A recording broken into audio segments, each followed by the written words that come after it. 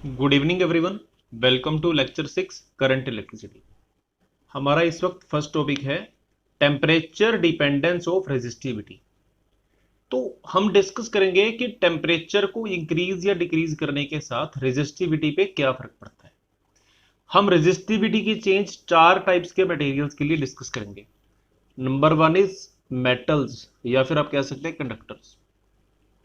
Number two is alloys, जिसमें कि metals और नॉन मेटल्स दोनों हो सकते हैं बट मेनली मेटल्स होते हैं। Number three is semi conductors and insulators, number fourth.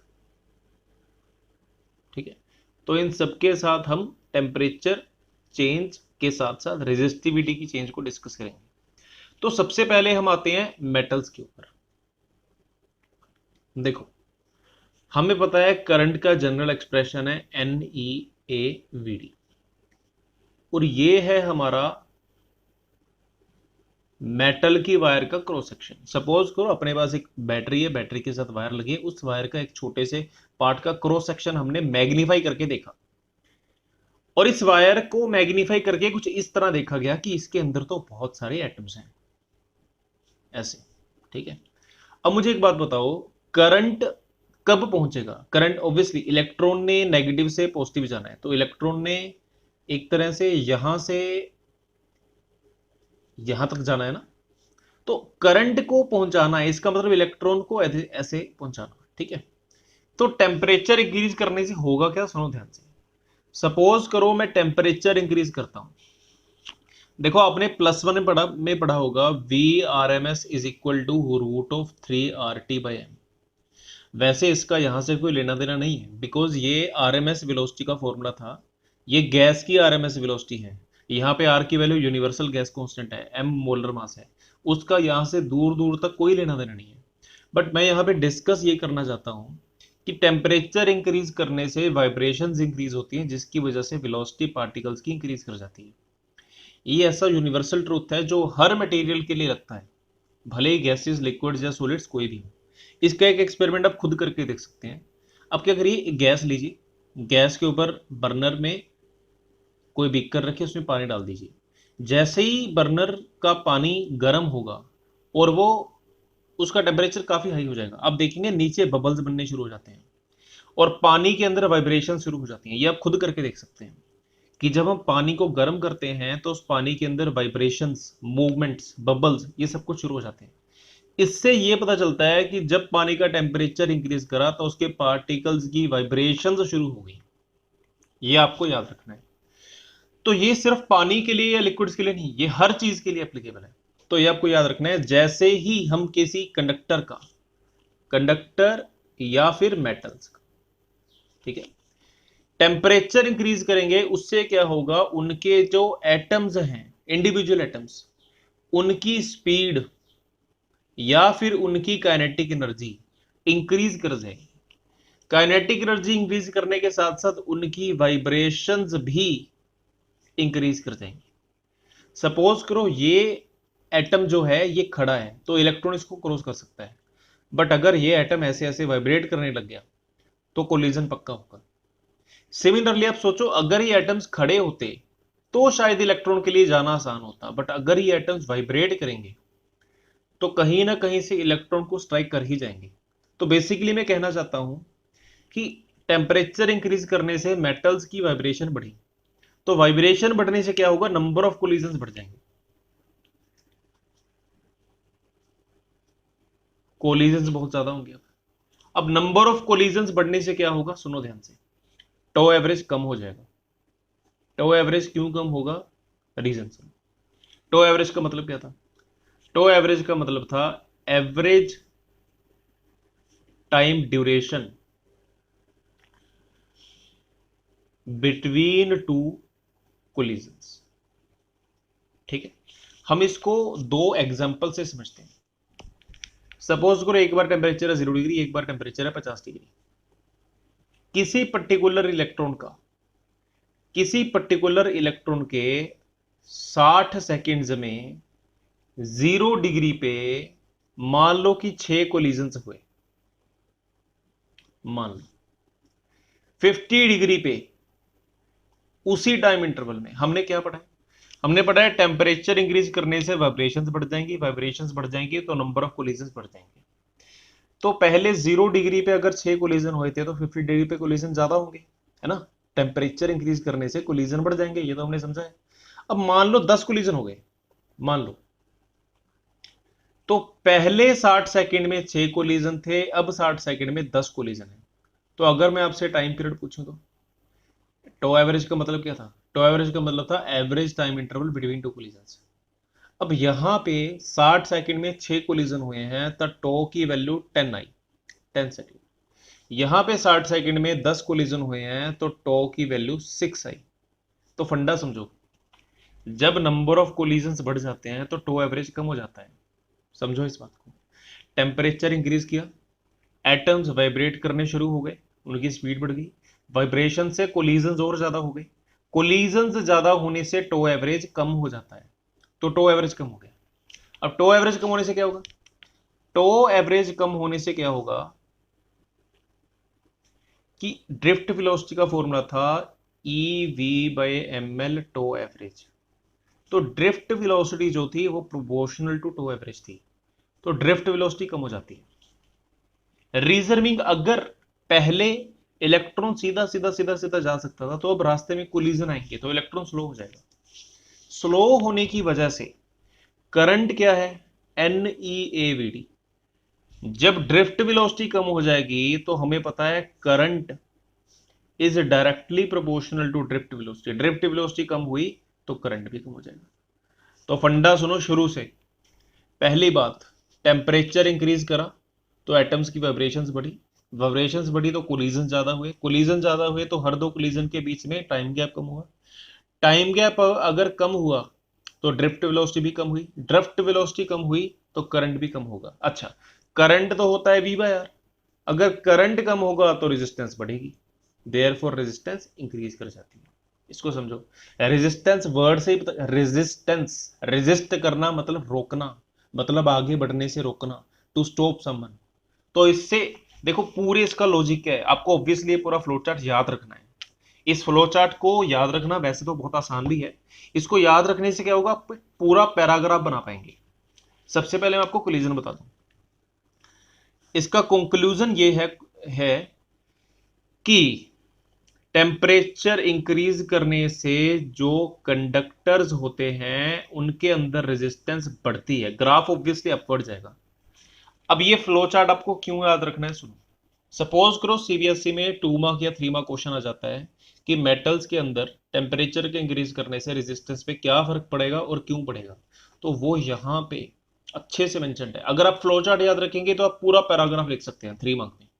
अगर आपको फ्लो चार्ट याद नहीं होगा तो आप लिख नहीं पाएंगे, बिकॉज स्टेटमेंट्स याद नहीं रहती, फ्लो चार्ट्स याद रह जाते हैं।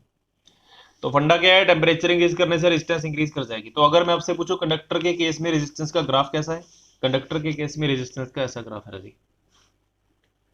इधर टेम्परेचर है, इधर रेजिस्टेंस है, रेजिस्टेंस पहले भी कुछ थी T0 पे, और जैसे जैसे इंक्रीज करा टेम्परेचर तो रेजिस्टेंस भी इंक्रीज करा। It follows the law R is equal to R0 into 1 plus alpha delta T plus beta delta T square. ये एक तरह की पैराबोलिक इक्वेशन का ग्राफ फॉलो करता है जिसकी की शेप कुछ इस तरह बनती है। अब यहाँ पे कुछ और मेजर पॉइंट्स जो कि हमें डिस्कस करने हैं। पहला पॉइंट ये कि क्योंकि रेजिस्टेंस और रेजिस्टिविटी आपस में प्रोपोर्शनल है, देयरफॉर टेम्परेचर इंक्रीज करने से रेजिस्टेंस और रेजिस्टिविटी दोनों इंक्रीज करते हैं, सिर्फ एक नहीं, दोनों इंक्रीज करते हैं। दूसरी बात, दोनों का ही सिमिलर फॉर्मूला लगता है, like resistance also follows the formula resistance at temperature T is equal to initial resistance into 1 plus alpha delta T plus beta delta T square.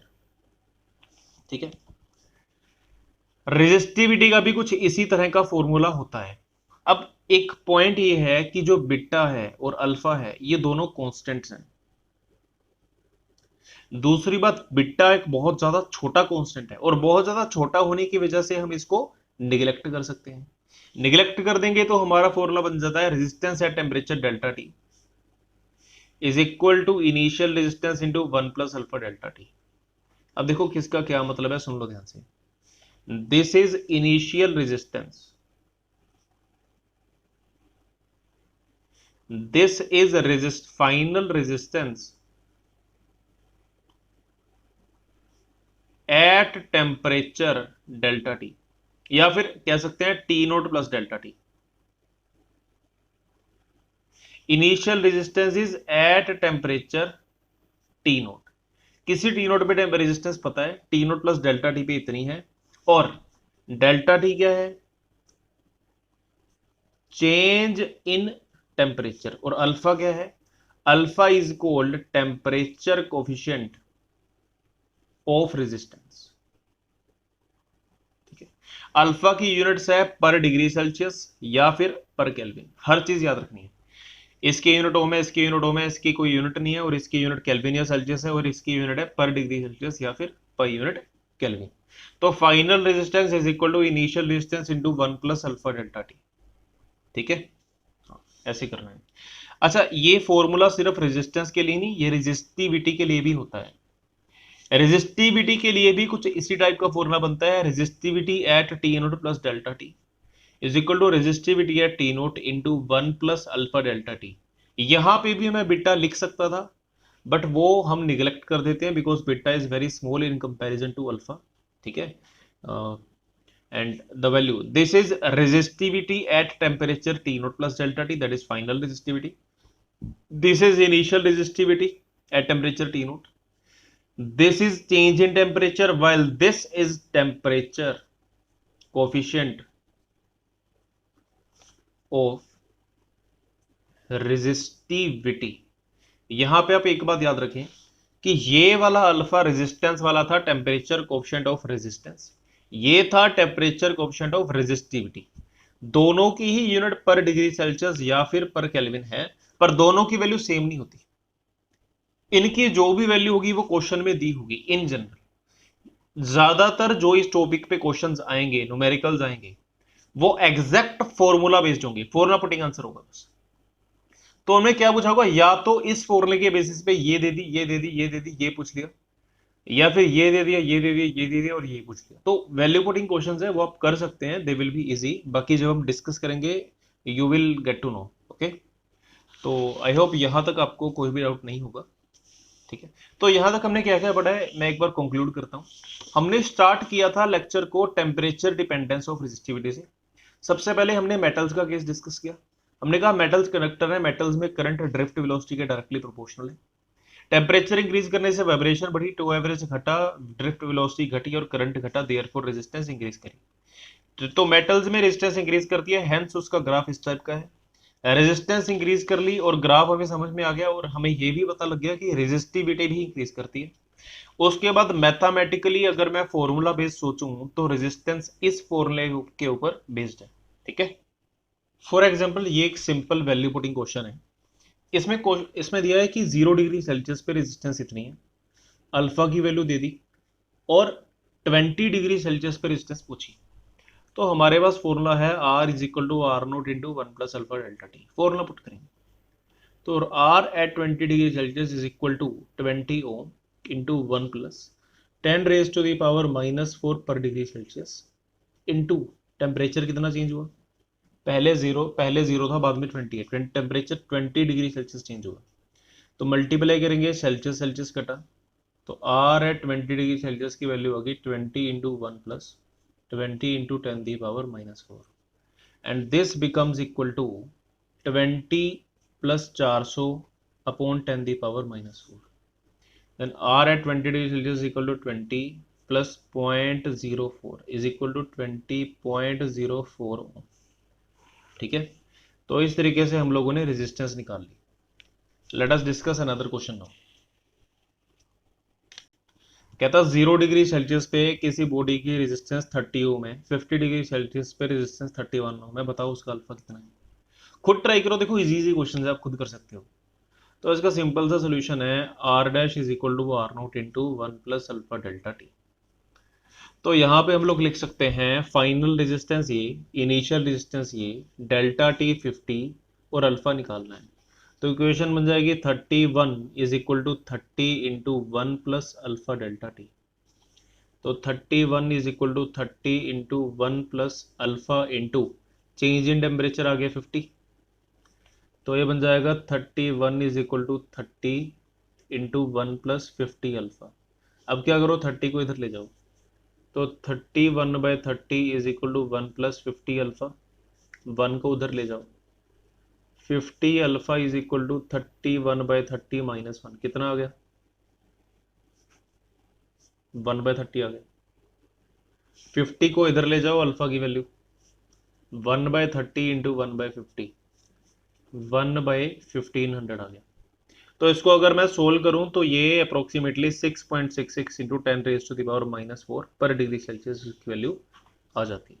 ठीक, नेक्स्ट क्वेश्चन है, सपोज करो 0 डिग्री सेल्सियस पे resistance 40 ओम है, 25 degree पे 42 ओम है, 75 degree पे resistance पूछी गई। इजी क्वेश्चन है, आप लोग खुद ट्राई कर सकते हो। 1 मिनट के लिए वीडियो पॉज करो, ट्राई करो, उसके बाद हम इसको डिस्कस करेंगे। सो आई होप आपने ट्राई कर लिया होगा। Late us discuss it. तो पहली इक्वेशन बन जाएगी 25 डिग्री सेल्सियस के लिए 42 is equal to 40 into 1 plus alpha into 25। ठीक है, final distance, initial distance 1 plus alpha into delta T, 0 से 25 तक आया 25। उसके बाद अगली इक्वेशन इसके लिए बनाएंगे। इसके लिए इक्वेशन क्या बन जाती है, आर डैश हमें नहीं पता कितनी है, is equal to 40 into 1 plus alpha into 75। अब देखो निकालना क्या है, ये सब कुछ पता है, ये सब कुछ पता है, ये नहीं पता, ये नहीं पता, ये नहीं पता, बाकी सब कुछ पता है। हमें आर निकालना है। आर को निकालने का मतलब है अल्फा को खत्म करना है। अब देखो अल्फा को कैसे खत्म करना है, अल्फा को एलिमिनेट करने के कई तरीके हैं। One of the best methods ऐसे है, हम क्या कर सकते हैं, पहले दोनों केसेस में 40 को इधर ले जाओ, तो ये बन जाएगा 42/40 is equal to 1 plus 25 alpha. अब 1 को उधर ले जाओ, तो 42 ऊपर लिख लेता हूँ, 42/40 minus 1 is equal to 25 alpha. अच्छा, 42/40 माइनस 1 आप करोगे तो 2/40 आ जाएगा। I think that is an easy equation, आप सोल्व कर लोगे। तो ये मेरे पास एक इक्वेशन आ गई। मैं लिख सकता हूं 25 अल्फा इज इक्वल टू 2/40। अच्छा, यहां पे कितना है, यहाँ पे 75 अल्फा। अगर 25 अल्फा पता है तो इंटू 3 कर दूंगा तो 75 अल्फा आ जाएगा। तो 75 alpha is equal to 3 into 25 alpha, obviously, है ना। तो इसकी वैल्यू क्या बन जाएगी, 3 into 2/40, that is equal to 3/20। ठीक है, तो 75 अल्फा की वैल्यू 3/20 है, वो मैं यहाँ पे पुट करूंगा। तो आर डैश कितना आ गया, आर डैश आ गया 40 इंटू 1 प्लस 3/20। तो ये आ जाएगा 40 प्लस 3 इंटू 40/20, ये आ जाएगा 46 ohm. This is our final answer. ठीक है, इस तरीके से आपको करना है। इस टाइप का एक लास्ट क्वेश्चन डिस्कस करूंगा, मतलब इसके जैसे मैंने 2-3 और क्वेश्चन डिस्कस करने हैं जो कि एनसीईआरटी में है। अपनी तरफ से मैं लास्ट क्वेश्चन डिस्कस कर रहा हूं, इसके बाद मैं एनसीईआरटी पे आऊंगा। ये आपको ट्राई करना है, चाहे जो मर्जी हो, ये क्वेश्चन आपका होना चाहिए। तो क्वेश्चन है कि आइस पॉइंट पे किसी रेजिस्टेंस की वैल्यू 50 ओम है, स्टीम पॉइंट पे किसी रेजिस्टेंस की वैल्यू 52 ओम है, किसी टेम्परेचर टी पे रेजिस्टेंस की वैल्यू 51.2 ओम है। तो बताओ टेम्परेचर टी कितना है। इससे पहले कि हम इसको डिस्कस करें, वी मस्ट नो कि आइस पॉइंट और स्टीम पॉइंट का क्या मीनिंग है। राजे, आइस पॉइंट होता है वो पॉइंट जिसपे वाटर आइस में कन्वर्ट होता है। कितने टेम्परेचर पे होता है, आई थिंक आप सबको पता होगा कि ये 0 डिग्री सेल्सियस की बात की जा रही है। उसके बाद स्टीम पॉइंट वो पॉइंट है जिसमें वाटर स्टीम में कन्वर्ट होता है। कितना टेम्परेचर है, 100 डिग्री सेल्सियस। ये दोनों टेम्परेचर मुझे पूरी उम्मीद है आप लोग पहले से जानते होंगे। उसके बाद टी के बारे में पूछा गया। देखो यहां से यहां तक पहली इक्वेशन क्या बनी, पहली इक्वेशन बन गई 52 ohm is equal to 50 into 1 plus alpha into 100। तो ये बन गया, 50 को इधर ले जाओ, 52/50 is equal to 1 plus 100 alpha. तो 100 अल्फा क्या आ गया, 100 अल्फा आ गया 52/50 माइनस 1, क्या आ गया 2/50। तो अल्फा की वैल्यू आ गई 2/50 इंटू 100 इज इक्वल टू 2/5000। अच्छा, हमारे पास अल्फा आ गया, अल्फा की वैल्यू हम लोग पुट कर सकते हैं यहाँ पे। तो यहाँ पे इक्वेशन बन जाएगी 51.2 is equal to 50 into 1 plus alpha into delta T होता है ना, डेल्टा टी मतलब है final temperature minus initial temperature. तो मेरा एक्सप्रेशन कुछ ऐसा आया। अब अल्फा की वैल्यू मेरे पास है, मैं इसको पुट करूंगा तो इक्वेशन बन जाएगी 51.2 is equal to 50 into 1 plus 2t/5000। ठीक है, इसको ना सिंपली अगर मल्टीप्लाई करें तो ये बन जाएगा 50 इंटू 1 50 प्लस 2t इंटू 50/5000। देखो 50/5000 आया 100, तो ये क्या बना, ये बना 51.2 is equal to 50 plus 2t/100। 50 को इधर ले जाओ तो ये आ जाएगा 51.2 minus 50 is equal to 2t/100, basically t/50 बन गया। ये आ गया 1.2, तो t की वैल्यू है 1.2 into 50, that is equal to 60 degree Celsius. Hence जिस टेम्परेचर की बात हो रही है वो 60 डिग्री सेल्सियस के बराबर आ गया। ठीक है, अब हम डिस्कस कर रहे हैं एनसीईआरटी एग्जांपल नंबर 3.4। क्या था, हमारे पास एक प्लेटिनम की वायर है, उसकी आइस पॉइंट पे 5 ओम की रेजिस्टेंस है। ठीक है, आइस पॉइंट का मतलब आपको पता है 0 डिग्री सेल्सियस। फिर क्या था, स्टीम पॉइंट पे उसकी रेजिस्टेंस इतनी है, मतलब 100 डिग्री। देखो 0 डिग्री पे रेजिस्टेंस दे दी, 100 डिग्री पे दे दी। तो क्या था, जब इसको किसी और हॉट बाथ में डाला गया जिसका टेम्परेचर पता नहीं है, लेट इट बी टी, जब इसको किसी टी टेम्परेचर में डाला गया तो इसका जो रेजिस्टेंस है वो इतना हो गया। तो बताओ उसका टेम्परेचर कितना है। मतलब अगर 0 डिग्री पे रेजिस्टेंस जो है वो इतनी है, 100 डिग्री पे इतनी है, तो कितने डिग्री पे रेजिस्टेंस इतनी होगी। क्वेश्चन क्लियर है। अल्फा नहीं दिया, अल्फा की जरूरत भी नहीं है, वो आप खुद निकाल सकते हो। आप इस क्वेश्चन को अभी यहां पे वीडियो पोस्ट करके ट्राई करो, उसके बाद हम डिस्कस करेंगे। तो आई होप आप सबने ट्राई कर लिया होगा इसका। देखो मैं भी सोल्व करूंगा, ये भी सोल्व करेंगे, बात कर कर आके एक ही है। ठीक है, तो नहीं, इन्होंने ज्यादा थोड़ा शॉर्टकट मार रखा है। खैर आई विल सोल्व इट। देखो पहली क्वेश्चन, हमें पता है कि 100 डिग्री पे 5.23 ओम हुआ, तो हमारी क्वेश्चन बनती है 5.23 is equal to 5 into 1 plus 100 alpha. ठीक है, और हमारी दूसरी क्वेश्चन क्या बनेगी, हमारी दूसरी क्वेश्चन बन जाएगी 5.795 is equal to 5 into 1 plus alpha T, delta T, change in temperature. ठीक है, अब इन दोनों को सोल्व करने के लिए हमें अल्फा निकाल लेना चाहिए। यहां से अल्फा की वैल्यू क्या आ जाएगी, आप सोल्व करें, ये बन जाएगा 5 प्लस 500 अल्फा। अब 5 को उधर ले जाओ तो ये बन जाएगा 5.23 minus 5 is equal to 500 alpha, ये बन जाएगा 0.23। तो 0.23 इज इक्वल टू 500 अल्फा आया, तो अल्फा की वैल्यू क्या है, 0.23/500 इज इक्वल टू 0.46/1000। ठीक है, इसको सोल्व करके हम लिख सकते हैं alpha is equal to 4.6 into 10⁻⁻4 per degree Celsius. आगे बढ़ते हैं। अब हमें बेसिकली टी निकालना है, हमें अल्फा पता लग गया, अल्फा की वैल्यू हम यहाँ पे डाल देंगे और 5 को इधर ले जाएंगे। तो इक्वेशन बन जाएगी 5.795 divided by 5 is equal to 1 plus 4.6 into 10⁻⁻4 T, या फिर डेल्टा टी। इसको अगर मैं सोल्व करूं तो ये बन रहा है, कितना बन रहा है, 5.795 अपॉन 5 बना 1.159, करके देख लीजिएगा, यही बनेगा। अब ये है 1 प्लस समथिंग, तो 1 को इधर ले जाओ, 1 को इधर ले जाके ये बन जाएगा 4.6 into 10⁻⁻4 delta T is equal to 1.159 minus 1, this thing minus 1 बन जाएगा 0.159। तो डेल्टा टी की वैल्यू आई 0.159 upon 4.6 into 10⁻⁻4, this is equal to 1590 upon 4.6। ठीक है, तो ये अपने पास बन गया 1590। इसको 3 से डिवाइड करें तो ये बन जाएगा 530 अपॉन, इसको 3 से डिवाइड करें 1.53। ठीक है, तो इसको अगेन 3 से डिवाइड करें तो ये बन जाएगा 510, 170, 177 अपॉन 0.51, ठीक है। तो ये लगभग इंटू 2 करने के बराबर है, तो ये बन जाएगा 177 गुना 2, 177 गुना 2 हो जाएगा 354, उससे थोड़ा सा कम होना चाहिए, लेकिन 352 के आसपास आना चाहिए आंसर।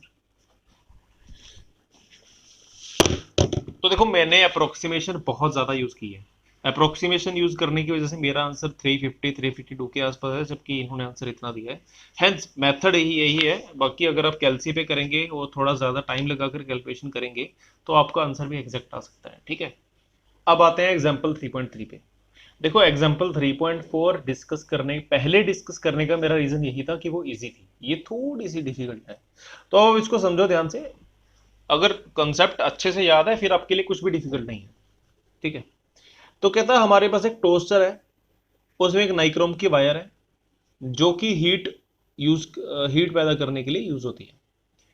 कहता जब उसमें से थोड़ा सा करंट पास करवाया, जब उसका टेम्परेचर रूम टेम्परेचर था 27 डिग्री सेल्सियस था, तो उसकी रेजिस्टेंस इतनी आई। ध्यान से समझो, इस टेम्परेचर पे रेजिस्टेंस इतनी आई, ये बताया गया है। टेम्परेचर ये है तो रेजिस्टेंस ये है, याद रखना है। उसके बाद कहता उसको 230 वोल्ट में अप्लाई कर दिया।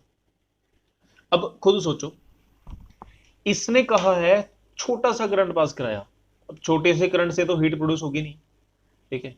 आपको एक बात और पता होनी चाहिए कि रेजिस्टर में जब हम करंट पास करवाते हैं, अब देखो ये तो है ही टोस्टर, टोस्टर का तो काम ही होता है खाना पकाना, खाना पकाना मतलब खाने को हीट करना। तो रेजिस्टर में जब भी करंट पास होता है तो वो गर्म हो जाता है। इसकी कुछ कॉमन एग्जांपल्स हैं, हीटिंग रोड आपने देखी होगी, आपने इलेक्ट्रिकल टोस्टर देखा होगा, एंड जितने भी इलेक्ट्रिकल कुकर हैं, इवन इंडक्शन कुकर, वो सभी हीटिंग के प्रिंसिपल पे इसी प्रिंसिपल पे काम करते हैं कि जब किसी रेजिस्टर के थ्रू करंट दौड़ता है तो वो गर्म हो जाता है। तो 27 डिग्री पे रेजिस्टेंस इतनी है। उसके बाद जब 230 वोल्ट पूरी बैटरी की सप्लाई आई, तो ऑब्वियसली बहुत ज्यादा करंट दौड़ेगा। करंट दौड़ेगा और देखा गया कि वो करंट की वैल्यू लगभग लगभग इतनी आ जाती है, ठीक है। तो कहता पहले तो बताओ इसका टेम्परेचर कितना है, फिर कहता टेम्परेचर कोएफिशिएंट ऑफ रेजिस्टेंस माने अल्फा। याद करो मैंने आपको फॉर्मूले में बताया था कि अल्फा का नाम टेम्परेचर कोएफिशिएंट ऑफ रेजिस्टेंस होता है। क्या था, अल्फा दे दिया। देखो इनिशियल टेम्परेचर पे इनिशियल रेजिस्टेंस पता है, अल्फा पता है, फाइनल रेजिस्टेंस नहीं पता, फाइनल टेम्परेचर नहीं पता। सुनो ध्यान से, जब आपको वोल्टेज पता है और फाइनल करंट पता है तो डिवाइड करके voltage upon final current divide करके आपके पास फाइनल रेजिस्टेंस आ जाएगी। अल्फा पता है और फाइनल टेम्परेचर फाइंड आउट करना है। जिसको समझ में आ गया वो स्टूडेंट क्वेश्चन को ट्राई करना शुरू कर दे। जिसको समझ में नहीं आया मैं एक आखिरी हिंट दे रहा हूं, वो हिंट सुनने के बाद आप इसको ट्राई करना शुरू कर सकते हो। अगर फिर भी कोई डाउट हो तो मैं करवाऊंगा। तो सुनो, जिसको समझ में नहीं आया वो हिंट सुनो, जिसको आ गया वो अपना करना लग जाए। पहली बात, इस टेम्परेचर पे ये रेजिस्टेंस दी है, ये टी नोट है, ये आर नोट है। दूसरी बात अल्फा दे दिया।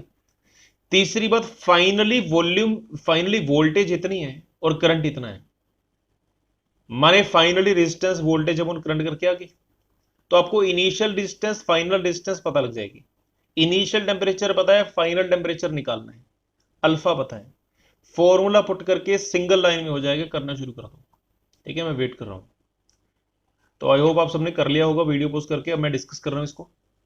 तो देखो हमें कुछ ये वैल्यूज दी हुई हैं। 27 डिग्री सेल्सियस पे रेजिस्टेंस इतनी है, टी डिग्री सेल्सियस पे हमें पता है कि वोल्टेज 230 है। ध्यान से सुनो, टी टी वो टेम्परेचर है जो हमने निकालना है।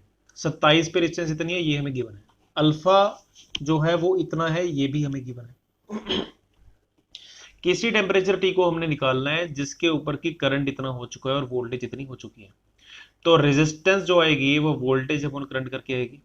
आप इसको करके देखेंगे तो इसकी वैल्यू 85.8 ओम के आसपास आएगी।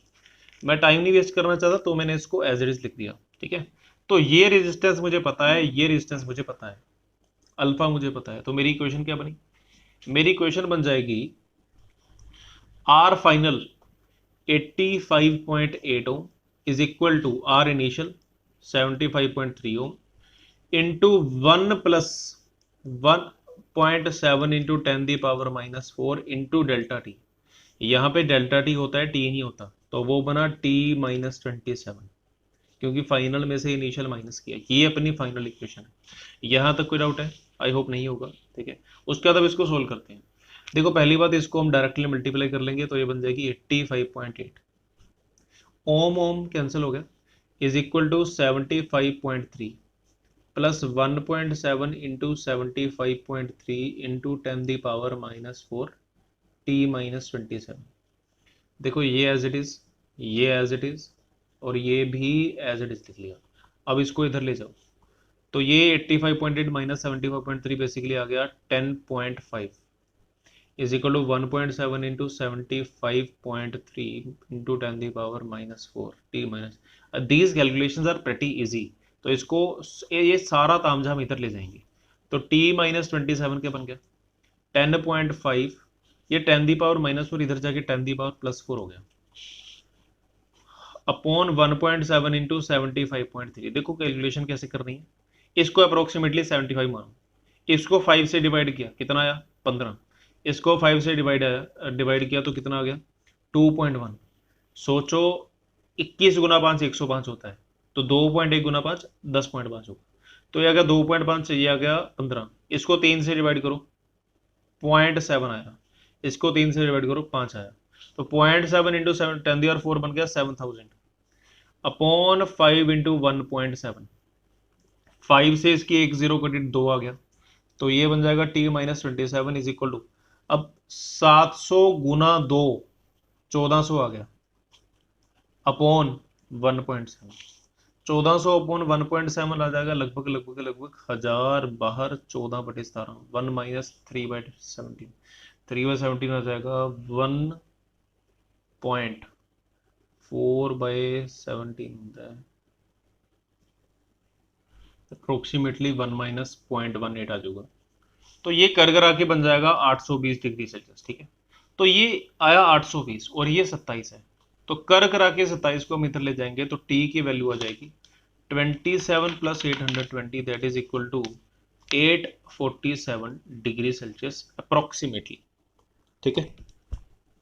लकीली इस टॉपिक के ऊपर एनसीईआरटी की बैक साइड में बहुत सारे क्वेश्चंस दिए हैं।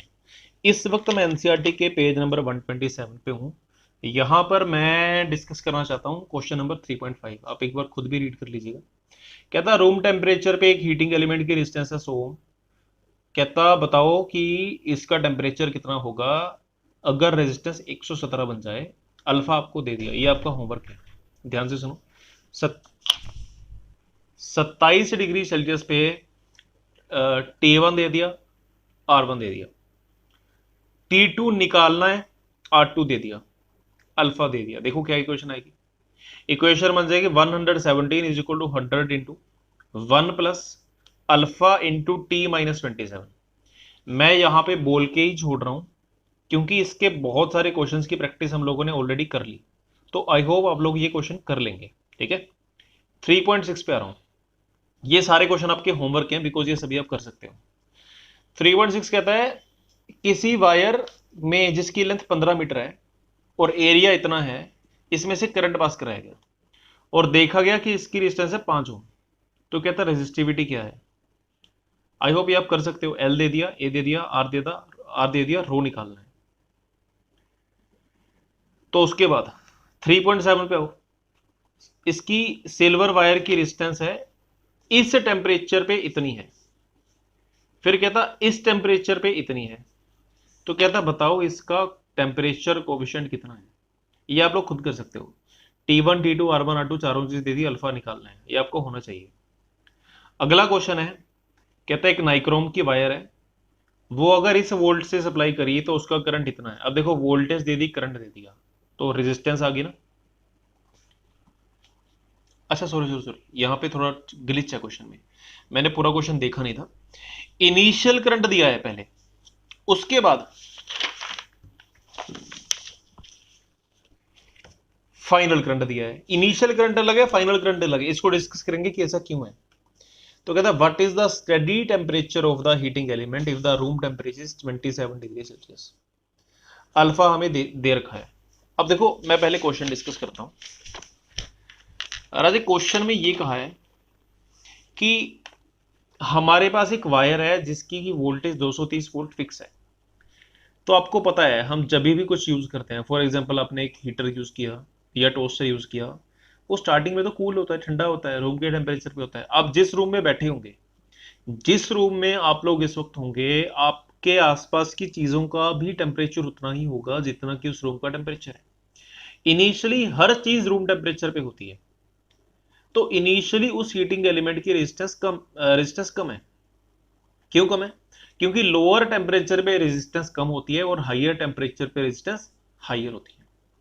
तो बेसिकली फंडा क्या है, हालांकि हमने 230 वोल्ट की वोल्टेज सप्लाई करी और स्टार्टिंग का करंट इतना है 3.2 एम्पियर, तो हम स्टार्टिंग में रेजिस्टेंस निकाल लेंगे। ठीक है, I hope it is easy. जो स्टार्टिंग वाली रेजिस्टेंस है ना राजे, उस वक्त टेम्परेचर 27 डिग्री सेल्सियस है, जो कि नेक्स्ट पेज पे इसे क्वेश्चन में दिया हुआ है। तो एक तरह से इस करंट के बेसिस पे जो रेजिस्टेंस आ रही है वो 27 डिग्री सेल्सियस पे है। समझो इस बात को, इस करंट के बेसिस पे जो रेजिस्टेंस आई 27 डिग्री पे है, माने 27 डिग्री पे रेजिस्टेंस की वैल्यू होगी 230/3.2 ओम। ठीक, उसके बाद